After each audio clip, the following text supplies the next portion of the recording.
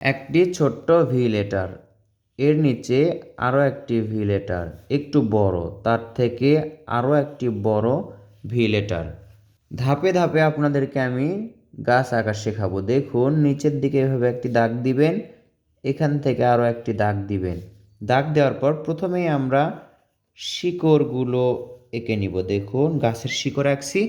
এবার এখান থেকে দেখুন এই যে এইভাবে নিচে নামবে, এই যে নিচে নামবে। আবার দেখুন এখান থেকে নিচে নামবে, এখান থেকেও নিচে নামবে।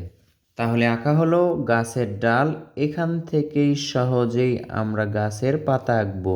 এই যে গোল গোল করে দিচ্ছি, এটাই সবচেয়ে সহজ এবং সুন্দর হবে। এই যে ঘুরে ঘুরে উপর দিকে, উপরে আরও একটি গোল।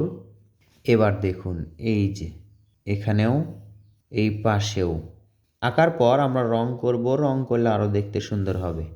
ছোট্ট সোনামণিদের জন্য সহজ এবং সুন্দর এই কৌশলটি কেমন লাগলো? এবার এটাতে যদি রং করে দেখবেন আরও সুন্দর লাগবে। আপনাকে শেখাতে পারলেই আমার সার্থকতা। তো বন্ধুরা, কেমন লাগলো এই সহজ কৌশল বা পদ্ধতিটি?